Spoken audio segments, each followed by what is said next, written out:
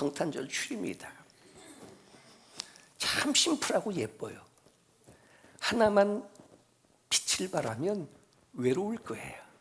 근데 서로 아름다운 무리를 이루어서 반짝이니까 여러분이 멀리서 보이는 그 모습이 훨씬 제가 가까이서 보는 것보다 아름답게 보이게 되실 거예요. 이번 주 수요일 날, 지난주였지요? 외등에 있는 크리스마스 추리 점등신도 있었습니다. 마음속에 그렇게 기도했죠. 하나님, 예수님의 탄생을 축하하고 기념하는 이 성탄절 추리, 밤에 불빛이 비춰지게 될 때에 이 지역을 다니는 사람들이 12월 22일 날 이 앞에 임시 개통이 된다고 지금 공지가 되어져 있습니다. 참 다행이다. 성탄절 전에 개통이 되어지면 다니는 많은 차량들이 교회에 성탄절 추리에 불빛을 보면서 어린 시절에 교회를 다녔던 사람들은 그 시절이 기억이 나고, 혹시 교회 때문에, 목사 때문에, 그 무엇 때문에 상처받고 교회를 떠났던 사람들이 다시 교회로 돌아오는 뭐가 되었으면, 등불이 되었으면 하는 그런 생각입니다. 자, 우리 옆 사람에게 메리 크리스마스. 성탄의 주인공은 잘 아는 것처럼 예수 그리스도. 지난주에 말씀드렸습니다. 예수님 생명의 빛으로 이 세상에 오셨습니다. 이것도 역시 불가사의한 일이다. 영이신 하나님께서 인간의 몸을 입고, 요한복음 1장 1절에 태초에 말씀이 계시니라, 이 말씀이 하나님과 함께 계셨으니 말씀이 곧 하나님이시라. 하나님이신 분이 말씀이 육신이 되고 우리 가운데 거하시며 우리가 그의 독생자의 영광을 보니 의뢰와 진리가 충만하더라. 이것이 기독교의 본질이에요. 어떻게 보면 복음의 핵심이기도 하고요. 믿지 않는 사람들에게까지도 메리 크리스마스. 심지어는요, 공산주의 국가가 성탄절이 되어지면 더 화려한 추리를 장식하게 되어집니다. 믿든 안 믿든 하나님이신 분은 우리의 구원을 위하여 이 세상에 오신 성육신 성탄의 계절을 다 기뻐하고 축하하고, 믿지 않는 사람은 홀리데이로 그렇게 즐기게 되어질 것이지만, 그래도 성탄절이 있다는 것, Before Christ, Anno Domini, 주전 주후가 있다고 하는 것은 예수님은 실존적 인물이라고 하는, 그래서 다음 주의 설교의 제목은 예수님 약속대로 오셨습니다 라고 하는 것이 설교의 제목이에요. 어린 시절에는 그냥 성탄절 하게 되어지면 선물 주고 기쁘다, 구주 오셨네 했는데, 아버지가 되어지고 난 다음부터는 이 성탄절이 꼭 그렇게 기쁘고 즐거운 것만은 아닙니다. 자기의 사랑하는 독생자를 이 세상에 보내시는 요한복음 3장 16절, 하나님이 세상을 이처럼 사랑하사 독생자를 주셨으니, 주시는 아버지의 마음은 우리는 받으면 구원이고 은혜이지만 어디로 모시는 거예요? 골고다 언덕, 십자가. 다시 말하면 우리의 죄값을 치르기 위하여 죽기 위해 자기 독생자를 보내시는 아버지의 마음, 하나님의 마음. 물론 돌탕을 통해서 아버지의 마음을 이해하는 것도 있겠지만,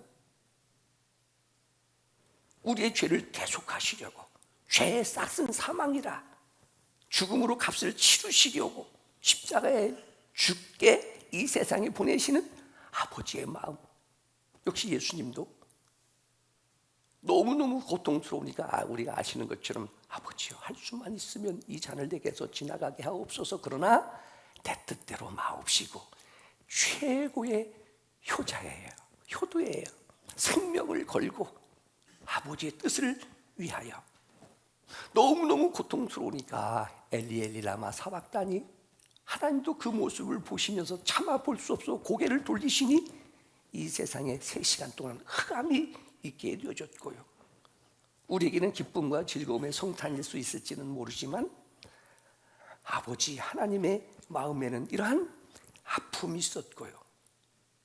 물론 예수님의 탄생을 기뻐하는 이 세상의 많은 사람들, 천사들의 노래는 하늘에는 영광, 땅에서는 그의 기뻐하심을 입은 사람들 중에 평화로다. 하지만 그래도 그런 마음속에 기뻐하고 즐거워하는 우리를 보시면서 웃음 짓으시는 하나님, 그래서 그렇게 기도해요. 하나님, 이번 성탄절에 혹시 정말로 하나님이 어디 계셔?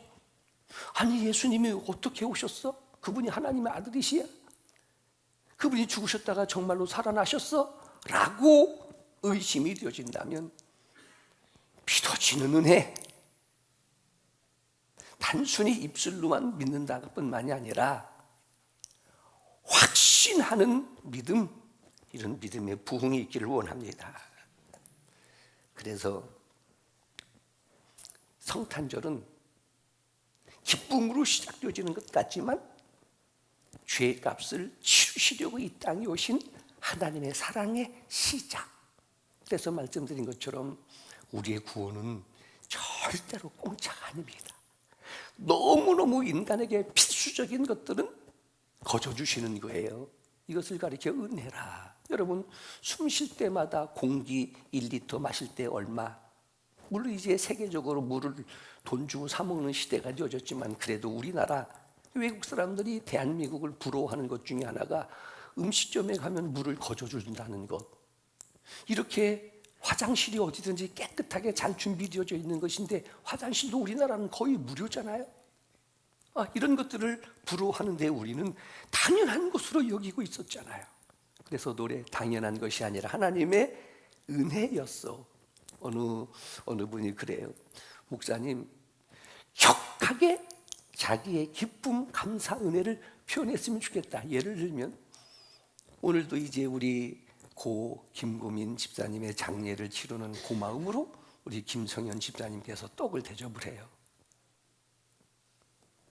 거의 매주 떡이 나오다 보니까 안 나오면 상처받아요. 안 나오면 시험 들어요. 그거 대접하는 거, 그거 몇십만 원입니다. 그거 먹으면서 고맙습니다. 아니, 대단한 음식은 아니지만은 주방에서 그래도 몇백 명 점심 준비를 한다는 것이 결코 쉽지 않잖아요. 근데 그거 받고 먹으면서 고맙습니다, 감사합니다 말하고 먹느냐 하는 거예요. 당연한 것으로. 그래서 마음속으로 그런 생각도 들어요. 한 10,000원씩 받아서 그거 하면은 어떨까 하는 생각도 들어요. 그러나 마음속에 제가 이것도 식당에서 그렇게 같이 나누는 것도 제가 교회를 시작하기 30년 전에 이스라엘의 쿰란 공동체를 방문하고 난 다음에 식당도 그렇게 운영하는 거예요.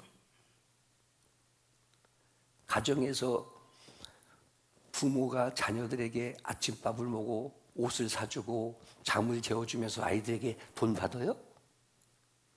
너 오늘은 5,000원 밥값 들어갔으니까 5,000원 내라. 그렇게 해요? 하지 않잖아요. 왜? 가족이니까. 내 자녀이니까. 교회도 하나님의 자녀들이라.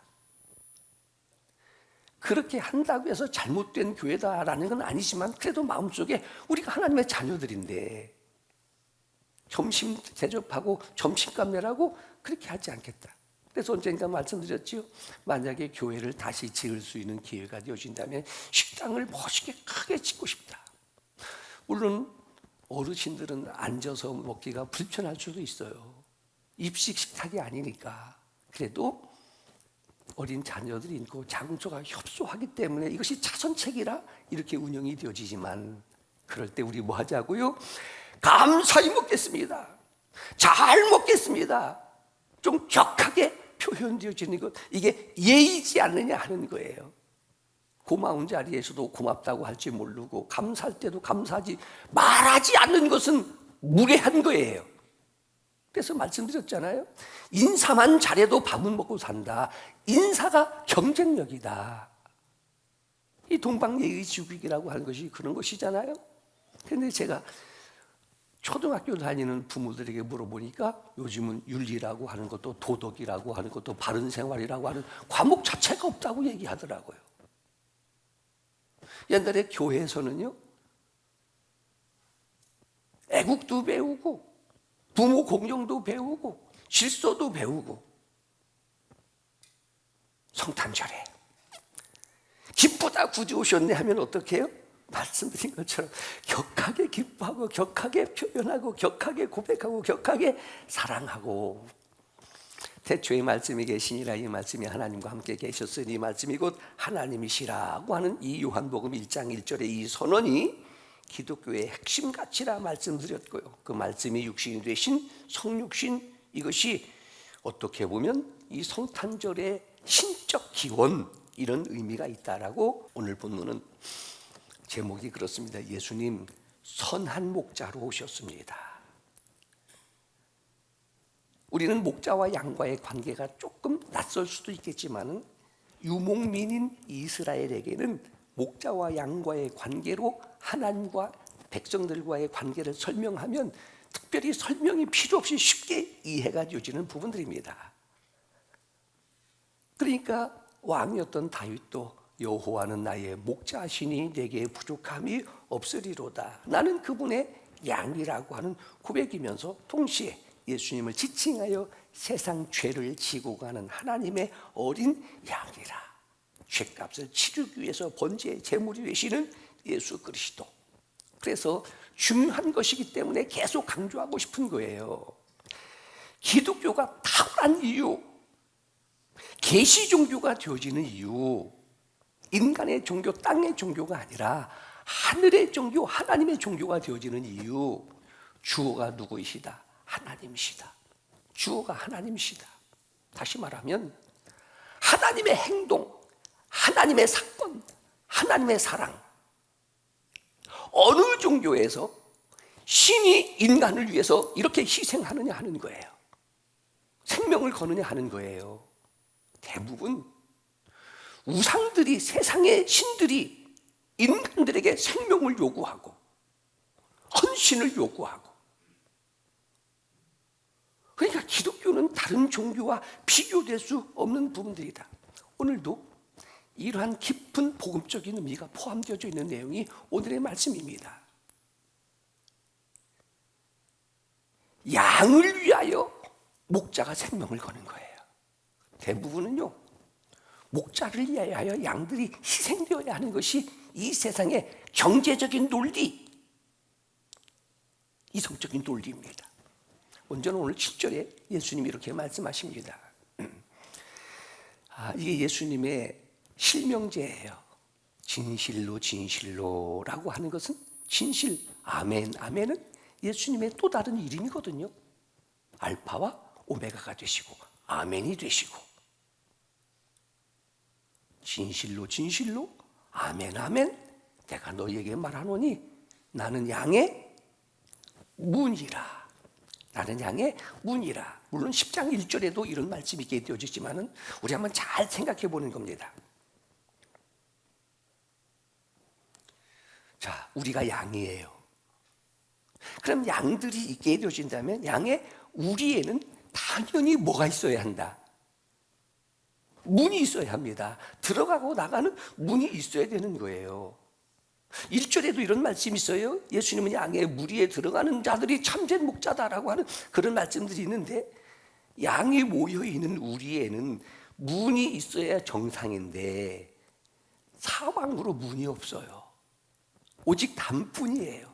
벽으로 담으로 우겨싸여져 있어요. 문이 없어요. 그러니까 이 양들이 밖에 나가고 싶을 때, 혹시 어떤 일이 있어서 부르짖었을 때에 문이 어디냐고 이 양들이 부르짖게 찾고 있을 때에 예수님 말씀하시는 겁니다. 누가 문이라고요? 내가 문이라.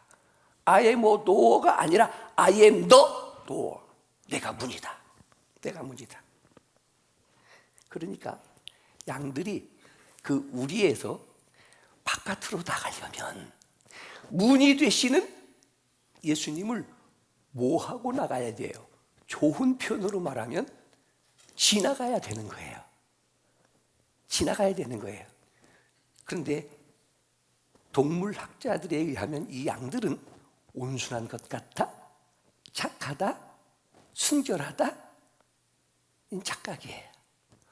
고집이 세고 미련하고 어리석고 지멋대로가 얘 양이에요. 이 추운 겨울에 양들이 서로 붙어 있으면 따뜻하고 얼마나 좋아요. 근데 안 붙어 잔답니다. 왜냐하면 붙어 있으면 나 때문에 얘가 이익을 보니까 내가 손해라고 생각하는 거예요. 앞선 양이 가다가 웅덩이에 빠진다든지 하면 돌아가면 될 거 아니에요? 그냥 따라가면서 같이 빠지는 거예요. 양은 이렇게 미련한 것이다 하게 이르기 때문에 내가 양에 너희들의 문이다 하게 이를 때에 저 지나가겠습니다 인사하고 지나가는 것이 아니라 여러분 아시는 것처럼 짓밟고 지나가는 거예요. 그래야 바깥으로 나갈 수 있게 되어지는 거예요. 그러면 문은 어떻게 해야 돼요? 밤새도록 추울 때나 더울 때나 그냥 그 자리에 지세워야 되는 거예요. 물론 내가 양들을 인도하는 목자이기도 하지만 나는 양의 문이다. 오늘 8절 이어지는 말씀입니다. 다른 문으로 들어가고 나가는 것들은 다 이거 도둑이고 강도다 하는 그런 말씀들이 있게 되어져요. 그러니까 그 양들을 지키기 위해서 내가 어떤 위험에 노출되어지고 추위에 노출되어지고 위험에 노출되어지고 내가 문이 되어져서 양들은 오고 가고 하기 이를 때에 그 문을 짓밟고 가게 이르는데 그분이 누구라고요? 목자 되시는 예수 그리스도. 그래서 이 요한복음의 정체성을 설명하고 있는 구절에 이렇게 기록이 되어지고 있습니다. 내가 문이니 누구든지 나로 말미암아 들어가면 구원을 받고 또 들어가며 나오며 무엇을 얻으리라? 꼴을 얻으리라. 이거 쉬운 내용이 아닙니다. 다시 말하면 신학적으로 말하면 오직 예수님만이 구원이시다. 하나님께서 이 하늘 아래에 우리의 구원받을 만한 이름을 주신 이는 물론 사도행전 4장 12절에 되어 있지만 오직 예수님이시다. 내가 문이니 누구든지 그러니까 다 누구든지 도우시는 거예요. 누구로 말미암아 목자 되시는 양의 문이 되시는 나로 말미암아 예수 그리스도로 말미암아 오직 예수 이외에는 없다. 들어가면 무엇을 받고요? 구원을 받고. 그러니까 이 구절이 요한복음의 본질적 의미가 있는 말씀이다. 복음적 의미가 있는 말씀이다 하게 될 때는 그러니까 착하게 사는 정도가 아니라 바르게 사는 정도가 아니라 세상 사람들은요 교회에 대해서 오해하는 것 중에 하나가 너무나도 교회 다니는 사람들은 독선적이라.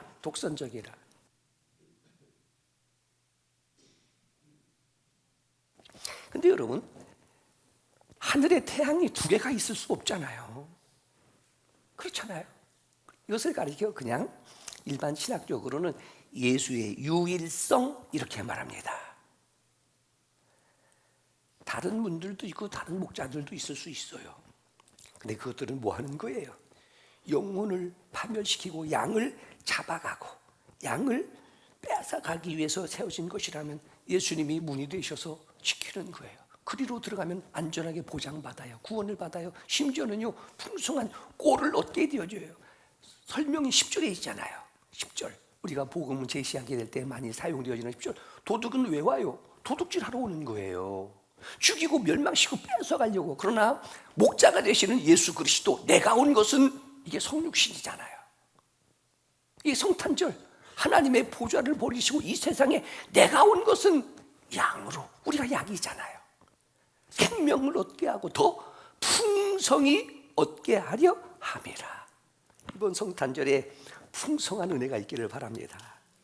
풍성이라고 하는 것은 흘러가는 것, 넘치는 것 그런 의미를 갖고 있어요. 그런데 구약의 신약이라고 일컬어지는 이사야서 53장 우리가 잘 아는 것처럼 6절에 보면은 우리는 다 양 같아서 그릇 행하여 각기 제 길로 갔거늘. 다시 말하면 인생 내 마음대로 사는 거예요. 여러분 죄라고 하는 것은 내가 무슨 죄를 지었어요? 내가 열심히 성실하게 부지런하게 깨끗하게 근면하게 이렇게 살아가면서 버는 것으로 사는데 내가 무슨 죄를 지었어요? 이건 윤리적인 죄로는 죄가 아니라고 하지는 몰라도 하나님 앞에서의 죄는요, 네 멋대로 사는 것이 죄예요. 절대로 우리는요, 마음대로 살 수도 없고 살아서도 안 되고, 내 마음대로 인생을 살고 살아와 보니까 남는 건 뭐예요? 후회와 절망이잖아요. 그러니까 예수 믿고 거듭난 그리스도인의 가치관은 살아도 주를 위하여 살고 죽어도 주를 위하여 죽고, 사나 죽으나 나는 주의 것이로다. 먹든지 마시든지 무엇을 하든지 하나님의 영광을 위하여. 그래서 시편 1편의 말씀을 드리게 이루어질 때에 죄인의 길에 서지 아니하고 오만한 자, 죄의 악한 자가 되지 않는 것, 더 하나님의 말씀 묵상하고, 예수님께서도 잃어버린 양 한 마리에 대한 비유로 말씀을 하셨잖아요. 그러니까 선한 목자는 한 마리 많다 적다 이런 문제가 아니에요. 여러분, 잃어버렸다라고 한다는 것은 어린다든지 병들었다든지 못났다든지 상처받았다든지 시험 들었다든지 하니까 100마리의 무리 속에서 한 마리가 나고 내지는 잃어버린 거잖아요. 근데 잃어버린 양의 비유를 통해서 목자는 그것을 찾아 나서는 거예요. 99마리의 양을 두고 잃어버린 한 마리를 찾아 나서는 거예요. 병들었어요. 상처받았어요. 어려요. 고집세요. 시험 들었어요. 그래도 찾아 나서는 거예요. 이게 선한 목자인데, 이 말씀 속에, 그러니까 교회를 너무 경제적인 논리로 생각하지 말자, 수지로 맞지 않는다라고 해서 하지 말자, 그렇게 다시 말하면 계산하지 말자. 여러분, 신앙이라고 하는 것이, 아니 삶이라고 하는 것이 논리적으로 다 이해가 되는 것뿐만 내가 지금 행하고 있어요? 부부의 관계, 부모와 자식과의 관계, 한 마리 차라리 없으면 편할 수 있을지는 모르지만, 어떻게 보면 이런 관점에서 스스로 이 요한복음 10장은요, 제가 코로나19를 겪으면서 지내면서 마음속에 많이 묵상하고 스스로 가슴 아파했던 부분들이 이런 부분들입니다. 신학교에서 공부할 때는 절대로 사꾼 목자가 돼서는 안 된다, 그렇게 배웠어요. 그런데 제가 지금 보니까 사꾼 목자도 못 되는 것 같아요. 사꾼 목자도. 11월 19일 그나마 초청되어진 사람들이 우리 56명이었는데 제가 목소리가 이러니까 전화를 걸 수가 없는 거예요. 답답한 거예요. 너무 경제적인 논리로, 수지타산으로 따지면서 교회를 바라보고 교회를 생각하지 말자. 믿지 않는 사람들은요, 제가 영광교회 목사다라고 어디 가서 식당 가서 혹시 무슨 일하고 기도하고 이렇게 하게 되어지면은 저한테 그래요. 목사님, 목사 안 하고 부동산 해도 목사님은 돈 많이 벌었겠네요. 부동산을 해도 돈을 많이 벌었겠대. 어떻게 여기 이 자리를 정하고 이렇게 했느냐고. 웃으면서 하는 얘기지만은 땅 몇 평만 좀 떼어달라고 하는 사람도 있고요. 그냥 웃으면서 하는 얘기겠지만은, 선한 목자가 되시는 주님, 잃은 양 한 마리, 이것 때문에 얼마나 마음 아파하셨을까를 경험해 보는 거예요. 경험해 보는 거. 그리고 스스로 위로도 받아요. 오늘 말씀처럼 내 양이 아니구나, 하나님의 양이지. 그러면 하나님께서 필요한 것으로 교통정리 하시는구나라고 위로도 받지만은, 자, 11절의 말씀을 한번 보겠습니다. 나는 선한 목자라. 선한 목자는 양들을 위하여 목숨을 버리거니와.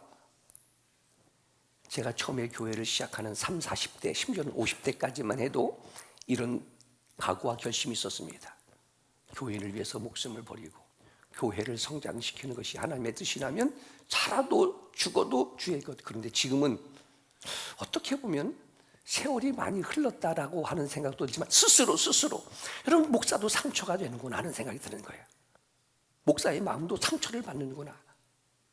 그러니까 지금 말씀드린 것처럼 교인 위해서 내가 지금 목숨을 걸 수 있느냐라고 하는 이 질문에 아멘이라고 내가 대답할 수 있을까? 그러니까 스스로 해요. 빨리 그만두자 하는 생각을 스스로 할 때도 있고요. 빨리 그만두자. 그러면서 오늘 말씀을 통해서 다시 한번 생각해 보는 거예요. 나는 싹군 목자냐? 물론 신학적 측면에서 예수님만이 우리의 선한 목자이십니다. 11절에 보니까 나는 선한 목자라, 이 선하다라고 하는 이 단어가 칼로스라고 하는 단어인데 여러 가지로도 해석이 되어져요. 매력이 있다, 사랑스럽다, 고상하다, 아름답다, 조직상 적합하다 의미도 있겠지만은 한 가지 제가 이 칼로스라고 선하다라고 하는 것으로 해석하고 싶은 것은 쓸모있다 그런 말입니다. 하나님이 사람을 지으시고 보시기에 심히 좋았다라고 하는 이 토부라고 하는 것이 이익이 된다 하는 그런 의미도 있다고 말씀드렸던 것처럼, 그러니까 하나님께서 우리를 지으시고 보시기에 좋으신 창조주 하나님 앞에 우리가 이익이 되어지는 거예요. 달란트 비유를 통해서도 이익을 남기는 거예요. 게으른 것도 죄가 되어지는 거예요. 선한 목자라, 나는 선한 목자라. 물론 예수님께서 자기 자신을 소개하게 되실 때에 성탄절에 내가 하나님의 아들이야, 하나님의 아들 하면 곧 하나님이라는 증거이니까 한 번도 그렇게 자기 주장을 하시지 않았어요. 이런 표현을 가리켜 에고에이미라고 하는 자기 소개의 이 표현은 아무나 이렇게 하는 것이 아니라 신적 선언이 되어지는 거예요. 이것을 가리켜 간접적 기독론, 신학적으로는 그렇게 해석합니다. 예수님, 나는 생명의 빛이라, 나는 길이요 진리요 생명이라. 오늘 말씀처럼 나는 선한 목자라. 그러면은 여러 가지 해석 중에서도 쓸모있다라고 하는 것이 선하다, 칼로스 하게 되어지면 쓸모가 있어야 되지 않느냐 하는 거예요. 누구에게인가 뭔가 필요해야 되지 않느냐. 그래서 우리 영광교회 나름대로 5대의 비전이라고 하는 것 중에 영광교회가 이 지역에 존재함으로 뭔가 이 지역 사람들에게 도움과 유익이 되어야 되겠다는 생각입니다. 그래서 주부에 나간 것처럼 우리 목사님이 여기 어린이 장애 병원에 가서 성탄절에 우리가 할 수 있는 일이 무엇일까 물어보기도 하고요, 찾기도 하게 되어지고요. 자, 9절 10절입니다. 쓸모 있는 칼로스라는 선한 목자는 뭐예요? 양들에게 풍성한 양식을 제공하는 거예요. 들어가며 나오며 너희들이 꼴을 얻으리라. 그런데 이 풍성하다고 하는 이 단어도 재미있는 겁니다. 파도를 치는 것처럼 파도가 끊임없이 몰려오는 것. 근데 파도가 밀려오다가 왔다가 가고 왔다가 가고 그렇잖아요. 파도에 출렁이는 파도가. 그런 것처럼 풍성한 삶이라고 하는 것은 끊임없이 출렁거리는 파도처럼 또 찾아오고 밀려가는 것처럼 또 찾아오고 없어지는 것 같지만 또 찾아오는 하나님의 은혜, 과분한 은혜, 구원과 천국의 은혜를 받고 생명을 얻게 하려고, 더 풍성히 얻게 하려고, 바로 이런 것이 선한 목자라. 11절에 보니까 생명을 지켜주는 거예요. 양들을 위하여 내가 목숨을 버린다. 13절의 말씀에 보니까 달아나는 것은 이게 사꾼 목자라. 양들에게 관심이 없어요. 심지어는 14절 15절의 말씀에 보게 되어지면 부모와 자식과의 관계예요. 14절에 나는 선한 목자, 나는 내 양을 알고 양도 나를 알고.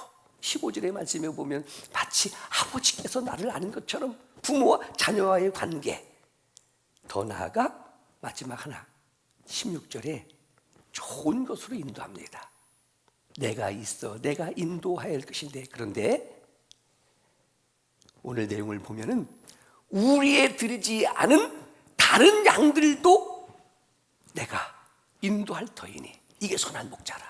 지금 우리끼리만이 아니라 앞으로 등록되어질, 혹은 앞으로 다시 신앙이 회복되어져 내년을 기다리고 있을, 지금은 장결자이지만 그들까지라도 우리 밖에 있는 양들을 위해서 기도하고 찾아가고 좋은 것으로 인도하고 그들을 사랑하는 목자, 이게 선한 목자라. 그러면 선한 구역장은 지금 있는 구역 식구들만 참석하지 못하고 잃은 구역 식구들까지도 찾아가고 선한 교사는 그 이외에 주일학교에 들어오지 못한 다른 양까지 생각하고 기도하고 찾아가는 좋은 목자. 이번 성탄절 우리의 목자 되시는 예수 그리스도, 선한 목자로 오신 예수님. 신앙생활이라고 하는 것은 선한 목자가 되신 예수님의 음성을 듣고 믿고 신뢰하고 온전히 따르는 삶이 이게 신앙생활. 성탄절에 우리의 목자로 오신 예수님의 음성을 듣고 따르는 좋은 양들, 영광의 성도들이 될 수 있기를 축원합니다. 기도하겠습니다. 하나님 아버지,